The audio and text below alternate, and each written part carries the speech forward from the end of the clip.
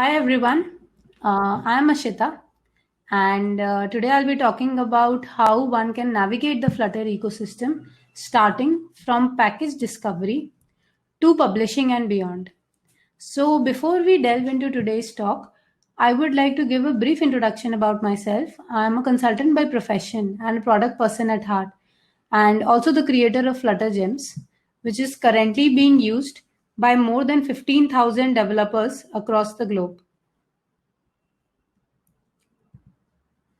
So let's start with a brief overview of Flutter for people who are new to this technology. Flutter is Google's cross-platform UI toolkit. With a single source code base, you can ship your apps across mobile, web, and desktop. For mobile, you can build on both iOS and Android. For web, you can seamlessly access your apps across all major web browsers like Edge, Safari, Chrome, Firefox, and Opera. And for desktop, you can build your apps for Windows, macOS, Linux, and Chrome OS. Now, when you have a single source code base and you are able to ship your apps across all three platforms desktop, mobile, and web, the development cycle increases rapidly and it leads to a faster development. Flutter has a large library of widgets which enables us to make expressive and beautiful UIs. Now, unlike other cross-platform UI toolkits available in the market, Flutter compiles its code directly to native code, which gives us native performance. And Flutter is based on a very easy to learn Dart programming language, which was also developed by Google. Flutter is relatively young. It's just been 3 years since the first alpha release of Flutter. And in such a short span of time, it has completely taken the world by storm. In April 2020, we had around 50,000 apps on Google Play Store, and that number rose to an overwhelming 90,000 in just 3 months.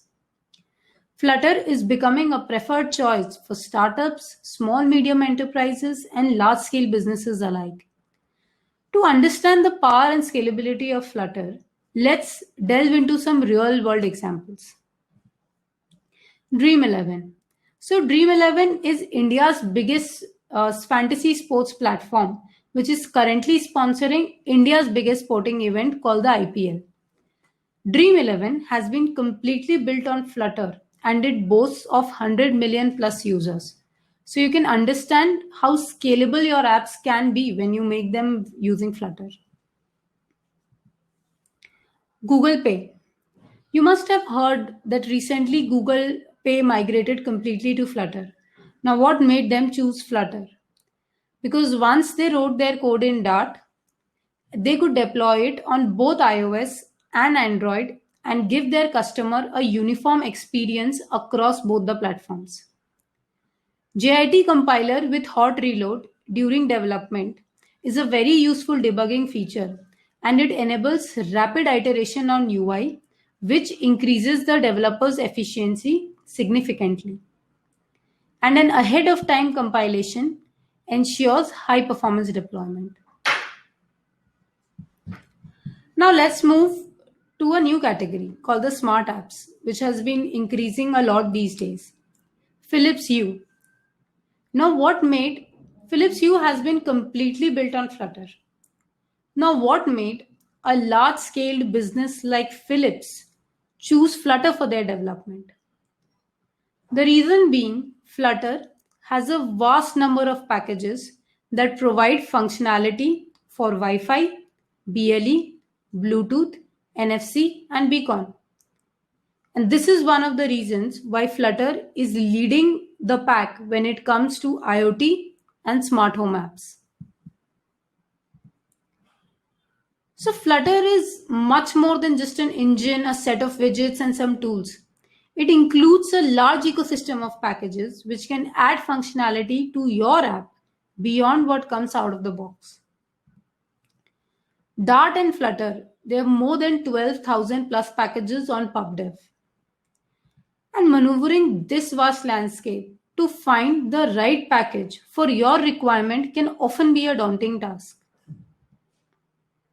So to understand this dilemma better, let's undertake a developer's journey. So how does the developer begin his journey? He begins his journey by gathering requirement. And as we all know that a picture is worth more than 1,000 words. So the first step for the developer is to try to build a crude mock-up of the UI. So you can do it on a pen and paper as shown, or you could use some wireframing tools to build it on a computer. So he tries to draw the UI elements out. Now, thanks to material design specifications, we now have a formal language for the UI elements. So what the developer tries is to map the UI elements to the material design language term. So say he will try to figure out that yes, he needs an app bar, a navigation bar, or a drawer. But what if your product manager comes and gives you a requirement like this, where you have cards with images, text, reaction buttons, something like Pinterest? How do you go about defining this in words? Or say a requirement where your product manager wants to have a movable slider across two images. How do you go about defining this in the formal language of material design specifications? Then begins what we call the hunt. How to express your required widget in words. So let's come back to our image slider example and try to figure out how we will go about searching in this case. So the first obvious step is to go to PubDev and try putting the keyword that you think is most relevant. In this case, image, because our UI deals completely with images. So when you put image, what do you get? You get various packages which have the ability to load, manipulate, and save images, support placeholders, or say progressively load larger images. But this is not what we are looking for. So we go ahead and change our text. We put image slider. Now when you put image slider, you do get a package named image slider. But if you go through its description, you will realize that it just lets you scroll across images. This is not what we are looking for. Or say a Carousel Pro, which is similar to an onboarding screen that you see when you first install an app. So we don't get what we wanted. So now let's try to understand how search at PubDev actually works.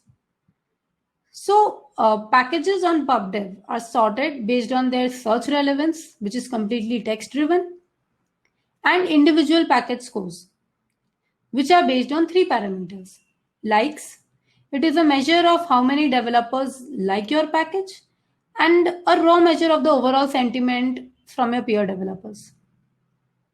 Popularity, it's a measure of how many developers are actually using your package.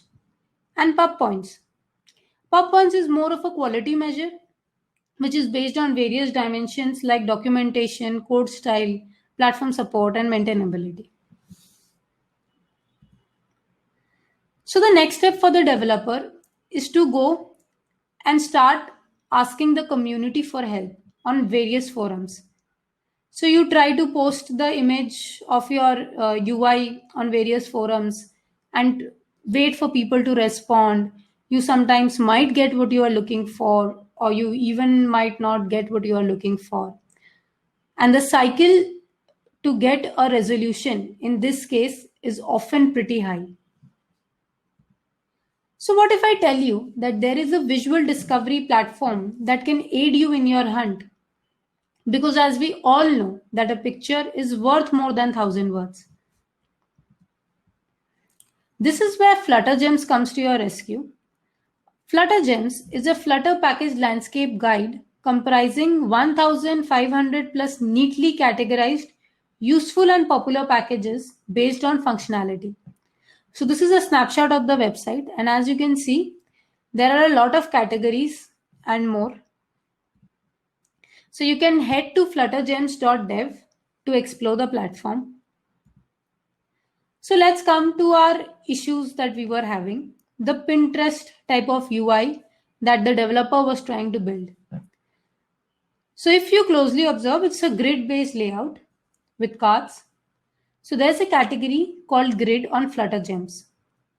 If you explore that category, you will find that there are 4 packages: Flutter Staggered Grid View, Drag Select Grid View, Flutter Layout Grid, and Waterfall Flow. And if you closely observe, Waterfall Flow is the exact package that you were looking for. Now, coming down to Waterfall Flow via PubDev is very difficult because firstly, the name is not intuitive. So the search relevance will be pretty low for Waterfall Flow. And secondly, if you closely observe, the number of likes on Waterfall Flow amongst all the 4 packages is the least, which means that it will never show up on the search results. Now, this might be because a lot of developers might not actually require this package. It just might not meet their requirements. Whereas for you, it just meets your requirements. So if you use PubDev, because the way they sort their packages and because it is completely text driven, you often tend to miss out on packages that actually meet your requirements and will make your development cycle faster. So that's where Fluttergems comes to your rescue, because a glance of 10 to 15 seconds and you exactly know the package that you are looking for. Coming to the second example, the image slider example. So there's an image category on Fluttergems, and if you explore it, you will find that there's a package called Before After. It has a movable slider with images on both sides. This is what we are looking for exactly. Now again, coming down to the name Before After, using PubDev is near to impossible.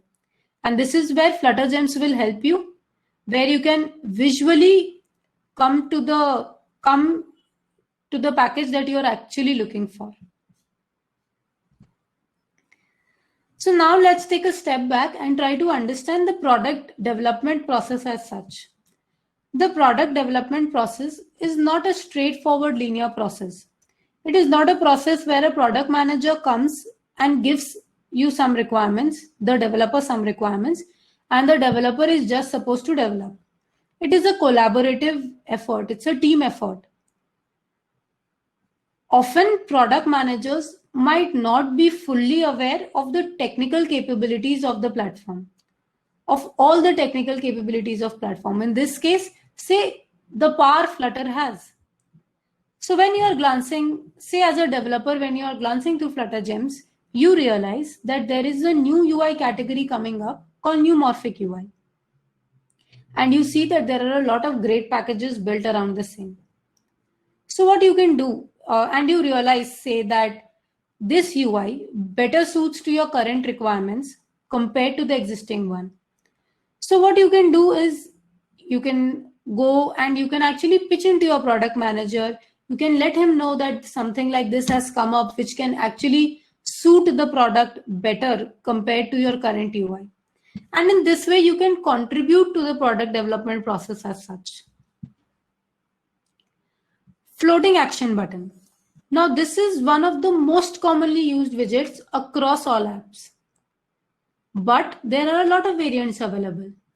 Now, again, as a product manager, one might not be aware of whatever Flutter can, of the complete capability of Flutter. So when you glance through floating action button, you realize that there are a lot of packages available, and some of the variants are better suited to your need compared to the one that you are currently using. You can go ahead and pitch to your product manager, and you can again contribute to the product development process as such.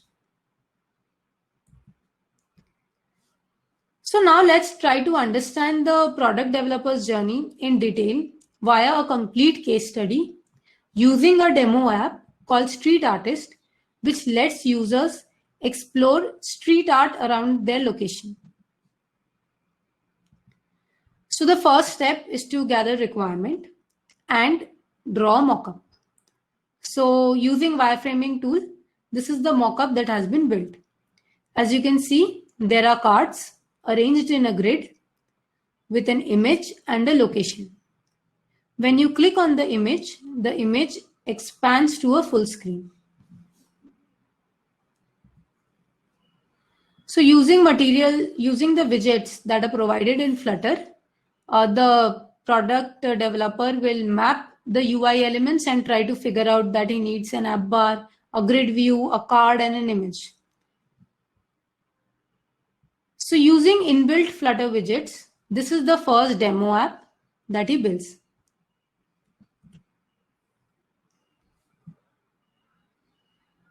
So there are cards which are arranged in a grid-like fashion with images and location. When you click on the image, as you can see, it will open up on a full screen and the entire expanded image will be shown. Now, if you closely observe this UI, you will realize that there is a mismatch in the aspect ratio of the card image and the full image. And this is definitely hampering the user's experience. So what will be a quick solution? A quick solution will be to try to fit the entire image in the card image. So this is what we obtain when we try to do that. So now, as you can see, the entire image has been fitted in the card image, but this results in improper utilization of space. A lot of screen seems empty, and this is definitely hampering the user's visual experience. Again, this is not what we want. So what will be a good solution? A good solution will be to maintain the aspect ratio of the full expanded image in the card image. So this is how it will look. So now the card image, the aspect ratio of the card image and the aspect ratio of the expanded image are proportional. So this is a better visual experience for the user, where he can realize how the street art actually looks. But the moment we come down to this, we go back to our classic problem of how can we now express this sort of a UI in words. So let's explore how Flutter Gems will come to our rescue. So Flutter Gems has all these categories which you can explore for your requirement. So as we know, we have a grid-based layout. So if you go to the scrollables category, you find the grid category, and in the grid category, you will find Flutter staggered grid view. Now, if you closely look through this package, this is the exact package that we want for our requirement now. And using this package, our issue gets resolved. So now, as you progress, your app requirements also start evolving. Say, adding a geolocation picker, adding an icon switch, which will give us a clustered map view like shown, adding an animated floating action button menu, or adding a social media reaction button for us to take users' preferences into account. So let's see how we can use Flutter Gems to achieve these.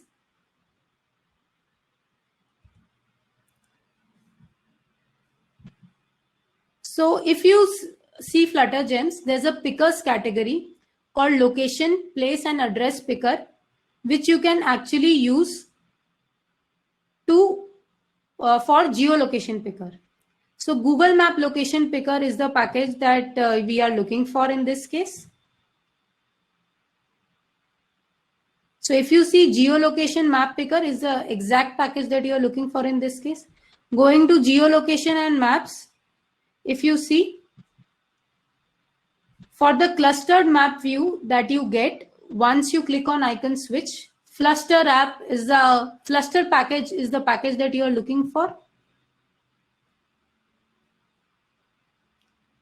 For the animated floating action menu button that we wanted to add, where user could capture an image or post his own street art that he finds around his location. An animated float action button is the one that we were looking for. And for social media reaction button to capture user preferences.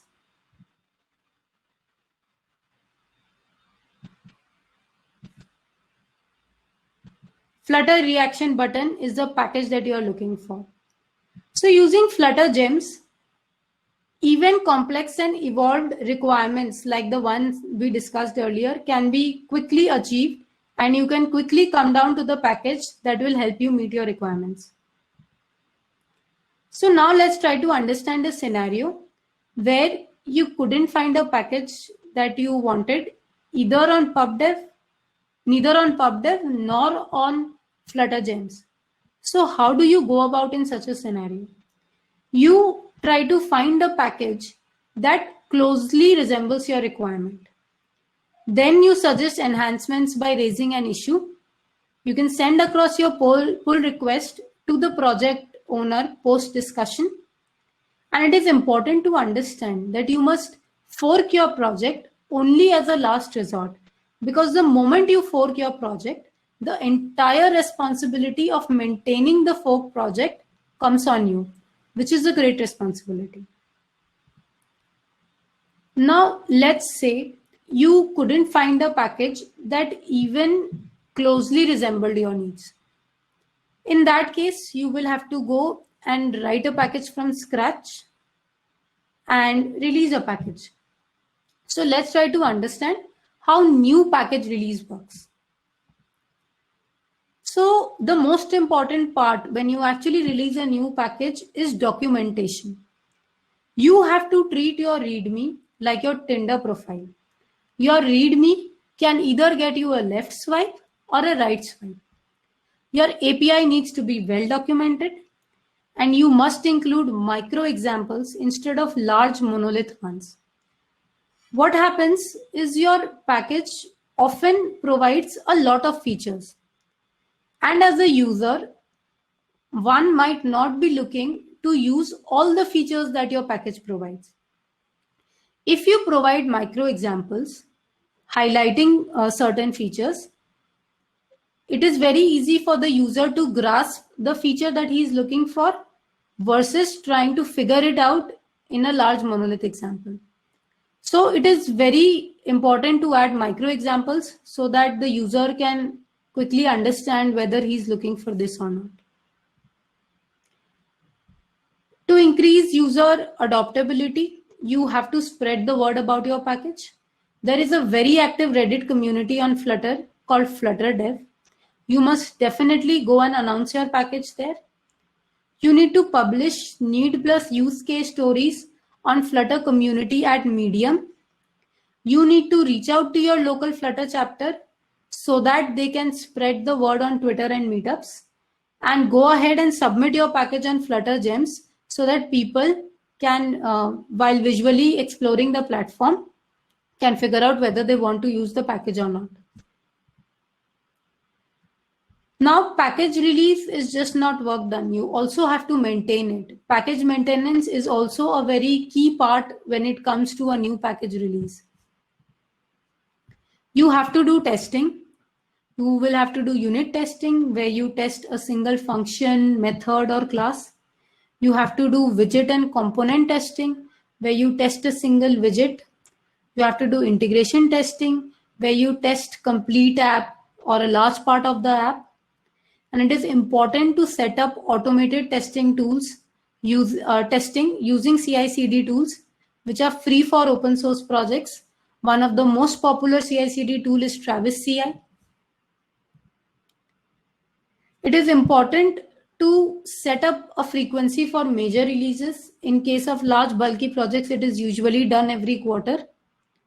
You need to update your changelog.md with each new release to list notable changes like adding new features, change in existing functionality, deprecation of soon to be removed features, removal of features, bug fixes, and security updates to combat vulnerabilities. Now it is also important to make your package open so that community can contribute to it. So you need to set up guidelines for repository contributors by adding a contributing.md file in your repository. You need to respond to issues and pull requests and let the community know that you are engaged as well, and also help the community be engaged. It is important to become a benevolent dictator for life and let the community shape the future of the package. So if you have a great package that you have been using, or you yourself have built one, go ahead and click on that contribute button on Flutter Gems and let the world know about it. Thank you. If there are any questions and answers, if there are any questions.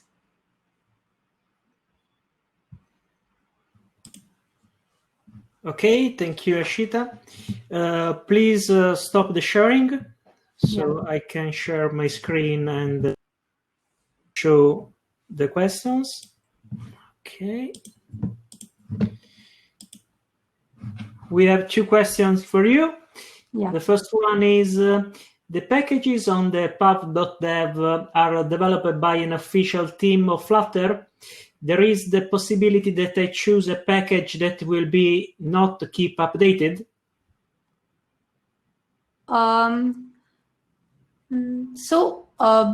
Yes, there is a possibility on PubDev that you might choose a package that is not updated. But if you whenever you select a package, Flutter Gems will give you the visual description, like you will know visually what the package is doing. And you have to, when you click on it, you will actually find that there are dates, like you can see how often the package is updated. Like if you see that the package has not been updated in a year, more than a year, then it's mostly defunct and you must avoid using it. And one more thing, that packages on PubDev all the packages are not developed by the official team of Flutter. There are also community packages.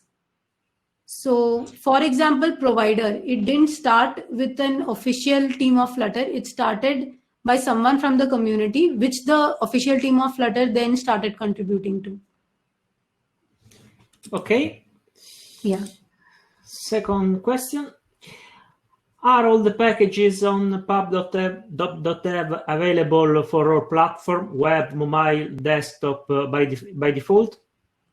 So Flutter Web is relatively new, and it is not yet completely stable. But if you see mobile-driven packages, yes, they will be available for all mobile platforms like both iOS and Android, and even for desktop. Okay. And it is usually mentioned there that mostly there are mobile packages, and if you go in the description, it is mentioned that it is for, if it is for web or not. Okay. So that's all. Thank you, Ashita, for your talk. I hope to see in presence next year at the Fest Italia. Sure. Thanks, Mike. Thank you, everyone. And bye-bye. Yeah, bye-bye.